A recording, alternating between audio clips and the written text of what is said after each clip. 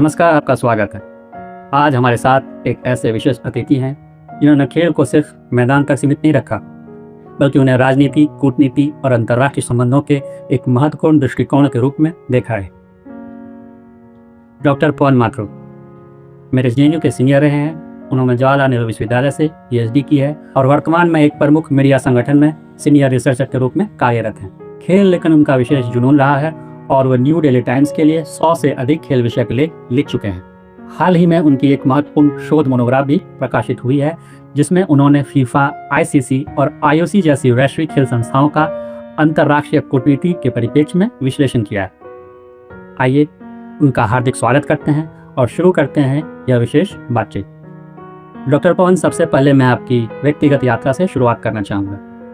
आज लोग आपको एक शोधकर्ता, लेखक और खेल मामलों में गंभीर विशेषज्ञ के रूप में जानते हैं, लेकिन हर जुनून की शुरुआत कहीं ना कहीं से तो होती ही है। मैं जानना चाहूँगा कि खेलों के प्रति यह गहरा लगाव आपके भीतर कब और कैसे पैदा हुआ? खेलों की रुचि बचपन से ही बन गई थी। इसका सबसे बड़ा कारण मेरा पारिवारिक माहौल था। मेरे मामा और मेरे नाना दोनों ही खेलों के जबरदस्त शौकीन थे। घर में हमेशा क्रिकेट और दूसरे खेलों की चर्चा होती रहती थी। 1980 के दशक के आखिर में जब हमारे घर रंगीन टेलीविजन आया, तब पहली बार खेलों को देखने का अनुभव ही बदल गया। 1990 का वर्ल्ड कप इटली में हुआ था। मेरे लिए फुटबॉल की दुनिया का पहला बड़ा परिचय था। वहीं से फुटबॉल के प्रति भी गहरा लगाव शुरू हो गया। जिस उम्र में ज्यादातर बच्चे कॉमिक्स पढ़ते थे, उस उम्र में मैंने स्पोर्ट्स स्टार और स्पोर्ट्स वर्ल्ड जैसी खेल पत्रिकाएं पढ़नी शुरू कर दी। इन्हीं पत्रिकाओं ने मुझे खेलों के इतिहास, खिलाड़ियों और अलग अलग खेलों की बारीकियों से परिचित कराया। क्या कोई ऐसा दौर, कोई घटना या कोई अनुभव था जिसने इस दिशा में आपको निर्णायक रूप से प्रभावित किया? 1992 में आपको पता होगा, भारत में केबल टेलीविजन आया और खेलों की दुनिया जैसे पूरी तरह खुल गई। अब पहली बार दुनिया भर के खेलों का नियमित और लाइव टेलीकास्ट देखने का अवसर मिला। जिन खिलाड़ियों और प्रतियोगिताओं के बारे में मैं अब तक सिर्फ किताबों और पत्रिकाओं में पढ़ रहा था, उन्हें अपनी आंखों के सामने खेलते हुए टेलीविजन पर लाइव देख रहा था। उसी मुकाम से मेरे लिए खेल अब मनोरंजन नहीं रहे, बल्कि एक ऐसा जुनून बन गए जिससे आगे चलकर मेरी पढ़ाई, लेखन और शोध तीनों की दिशा तय करती। देव किशन जी, मुझे एक दिलचस्प किस्सा याद आता है।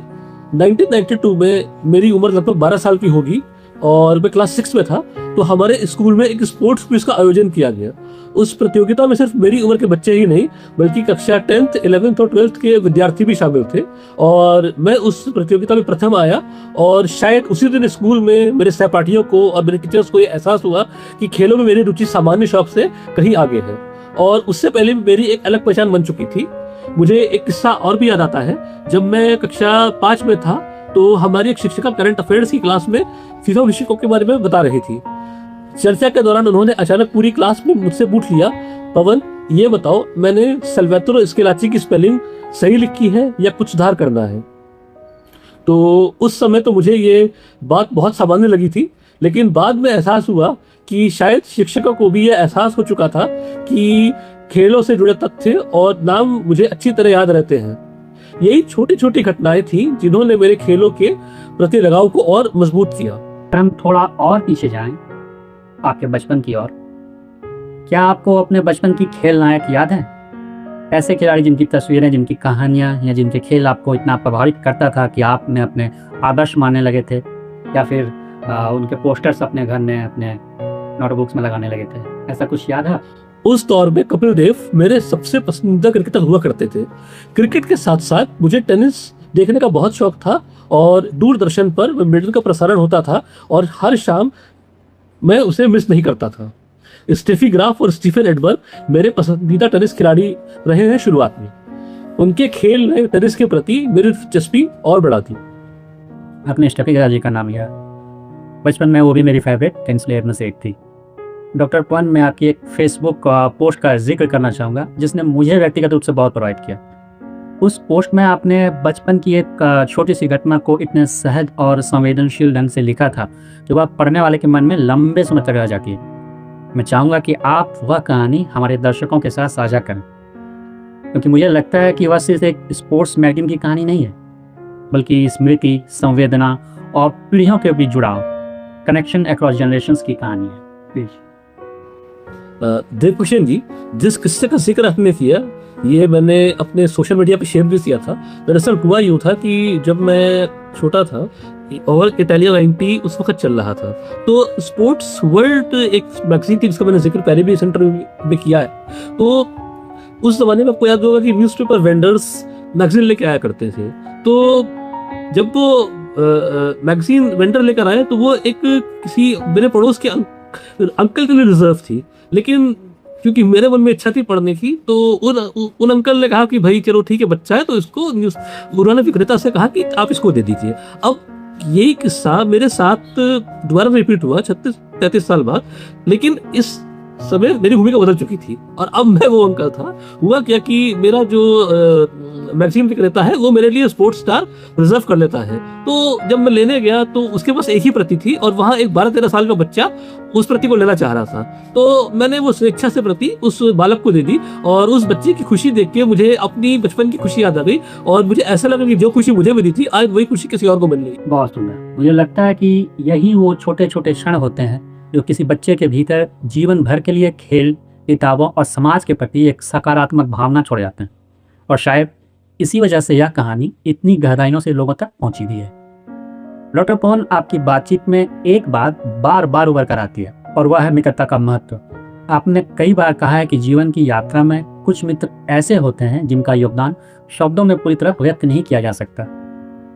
मैं किसी कठिन दौर को तो दोहराना नहीं चाहूँगा, लेकिन अगर आप इस मंच के माध्यम से आप उन मित्रों का नाम लेना चाहें जिन्होंने आपके जीवन में निर्णायक भूमिका निभाई, तो शायद यह उनके प्रति आप एक छोटा सा आभार और सम्मान भी होगा।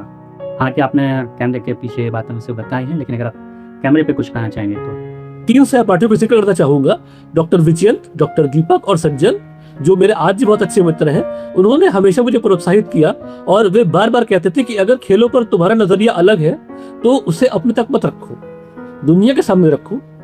आज पीछे मुड़कर देखता हूं तो लगता है कि वही प्रोत्साहन आगे चलकर मेरी रिसर्च और लेखन की दिशा तय करने में बहुत महत्वपूर्ण साबित हुआ है। जी बहुत बहुत धन्यवाद। अब आपकी शोध और एकेडमिक कार्य की ओर आते हैं। अक्सर लोग खेल को केवल मनोरंजन के रूप में देखते हैं, लेकिन आप उसे राजनीति, कूटनीति और अंतर्राष्ट्रीय संबंधों के साथ जोड़कर देखते हैं।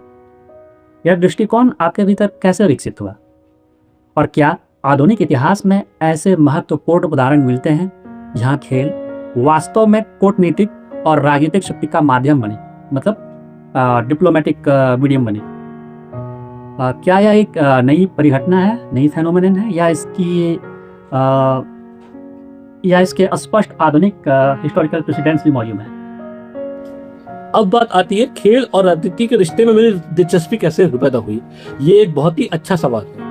इसका सबसे बड़ा श्रेय मैं जेएनयू के माहौल को दूंगा।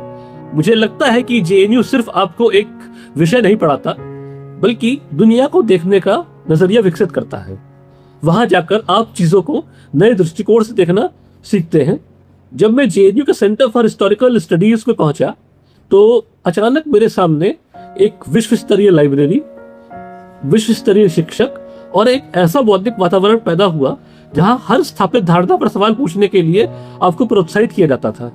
वही पहली बार मेरे मन में ये विचार आया कि खेलों को केवल मनोरंजन के रूप में नहीं, बल्कि इतिहास, राजनीति और समाज के व्यापक संदर्भ को भी समझा जा सकता। इस समय तक मैं खेल और राजनीति पर काफी किताबें और शोध पत्र पढ़ चुका था। साथ ही मैंने इस क्षेत्र में काम कर रहे कई यूरोपीय विद्वानों से भी संपर्क करना शुरू कर दिया था और धीरे धीरे मुझे ये समझ आने लगा कि खेल और राजनीति का रिश्ता कोई अपवाद नहीं है, बल्कि आधुनिक अंतर्राष्ट्रीय संबंधों का एक महत्वपूर्ण आयाम है। उदाहरण के लिए यूरोपियन फुटबॉल को बदल देने वाले बॉस्वेन केस में सीधे यूरोपियन संघ की संधि के आर्टिकल 39 का हवाला दिया गया, जिसमें खिलाड़ियों की आवाजाही या अर्थात फ्रीडम ऑफ मूवमेंट की स्वतंत्रता को एक नई दिशा दी गई। इसी तरह 2000 के सिडनी ओलंपिक्स के उद्घाटन समारोह में उत्तर कोरिया और दक्षिण कोरिया एक ही झंडे के नीचे मार्च कर रहे थे और ये खेलों की कूटनीतिक शक्ति का प्रतीक था। 2008 की बीजिंग ओलंपिक्स ने यह दिखा दिया कि चीन किस तरह खेलों को अपनी सॉफ्ट पावर और वैश्विक छवि निर्माण के माध्यम के रूप में इस्तेमाल कर रहा है। तो इन्हीं घटनाओं ने मेरे विश्वास को और मजबूत किया कि खेल और राजनीति को अलग अलग खांचों में रखकर नहीं समझा जा सकता। तो शुरुआत में मैं सामान्य राजनीतिक और अंतर्राष्ट्रीय विषयों पर शोध करता था और लेखन करता था। अचानक एक दिन संपादक ने मुझसे पूछा कि क्या आप खेलों पर भी संपादकीय लिख सकते हो, सिर्फ मैचों पर नहीं, उनके वर्णन पे नहीं, बल्कि उनके व्यापक राजनीतिक और सामाजिक पहलों का। तो मेरे लिए तो ये एक नायाब अवसर था जिसका मैं वर्षों से इंतजार कर रहा था। तो 2016 में मेरा पहला खेल विषयक लेख प्रकाशित हुआ, sports as a tool of integration for migrants in the European Union. और अब अगले ही सप्ताह मैंने फीफा वर्ल्ड कप के विस्तार पर एक लेख लिखा, जिसमें मैंने शोध से ये तर्क रखा कि विश्व कप में टीमों की संख्या बढ़ाने के पीछे गुट निरपेक्ष आंदोलन या फिर नॉन अलाइन्ड मूवमेंट के देशों का दबाव और उनकी बढ़ती राजनीतिक भूमिका का भी महत्वपूर्ण योगदान था। बहुत से पाठकों के लिए ये केवल एक रोचक तथ्य या ट्रिविया हो सकता था, लेकिन मेरे लिए ये एक अध्ययन के द्वारा प्राप्त किया गया निष्कर्ष था। और शायद वहीं से मुझे विश्वास मिला कि खेलों को अंतर्राष्ट्रीय राजनीति के नजरिए से देखने वाला मेरा दृष्टिकोण केवल अलग नहीं है, बल्कि उसकी अपनी अकादमिक प्रासंगिकता भी है। डॉक्टर पवन, बातचीत का समय कैसे निकल गया पता ही नहीं चला। मुझे ज्ञात था कि आप इन दिनों अपने रिसर्च, बुक्स और एकेडमिक वर्क में बहुत व्यस्त हैं। निश्चित रूप से भविष्य में हम फिर जुड़ेंगे और कई विषयों पर विस्तार से चर्चा करेंगे, इन डेप्थ चर्चा करेंगे। लेकिन आज की बातचीत समाप्त करने से पहले मैं आपसे एक छोटा सा संदेश चाहूँगा, एक मैसेज चाहूँगा जो पेरेंट्स, सरकार और उन युवाओं के लिए जो खेल और शिक्षा के बीच संतुलन बनाने की कोशिश कर रहे हैं।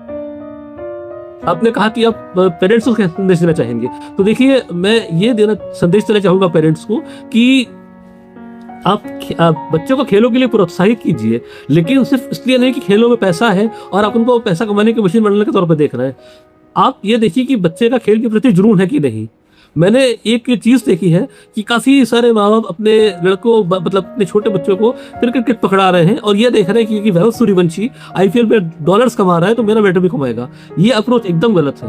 आप प्रोत्साहित कीजिए, लेकिन उसको एक पैसा बनाने की मशीन के तौर पर मत ट्रीट कीजिए। और अकेडमिशियंस से या जो अकेडमिक कम्युनिटी के लोग हैं उनसे मेरा एक विनम्र निवेदन है कि खेल एक सीरियस अकेडमिक विषय है। अगर कोई उस पर शोध कर रहा है तो उसको प्रोत्साहित करें। और खेल कोई हल्का विषय नहीं है, ये गंभीर विषय है जो कि बहुत सारे अंतर्राष्ट्रीय संबंधों और सामाजिक आयाम जैसे कि इमिग्रेशन हो गया, नेशनलिज्म हो गया या फिर खेलों की इकोनॉमी हो गई, इसको बेहतर समझा सकता है। डॉक्टर पवन माथुर, इस सारगर्भित और अत्यंत विचारोत्तेजक बातचीत के लिए, थॉट प्रोवोकिंग बातचीत के लिए आपका दिल से बहुत बहुत धन्यवाद। आज की चर्चा ने यह स्पष्ट किया कि खेल केवल एक मनोरंजन का माध्यम नहीं है, वे समाज, राजनीति, कूटनीति और मानव अनुभव, ह्यूमन एक्सपीरियंस को समझने का भी एक महत्वपूर्ण माध्यम है। आपकी शोध पर दृष्टि, तथ्यों पर आधारित विश्लेषण और जटिल विषयों को सरल भाषा में समझाने की क्षमता इस बातचीत को वास्तव में बेहद समृद्ध और यादगार बनाती है। बहुत बहुत धन्यवाद देवकिशन। हम आपके समय, अनुभव और बहुमूल्य विचारों के लिए हृदय से आभारी हैं। आशा है भविष्य में भी हमें आपके साथ ऐसे ही सार्थक चर्चाएं करने का अवसर मिलेगा। और आप सभी दर्शकों से भी अनुरोध है, यदि आपको यह बातचीत पसंद आई हो तो वीडियो को लाइक करें, अपने दोस्तों के साथ शेयर करें और चैनल को सब्सक्राइब करना न भूलें। अपने सुझाव और विचार कमेंट्स में अवश्य साझा करें। मैं हूँ देवकिशन इंदिवर, फिर मिलेंगे एक महत्वपूर्ण चर्चा के साथ। नमस्कार, जय हिंद।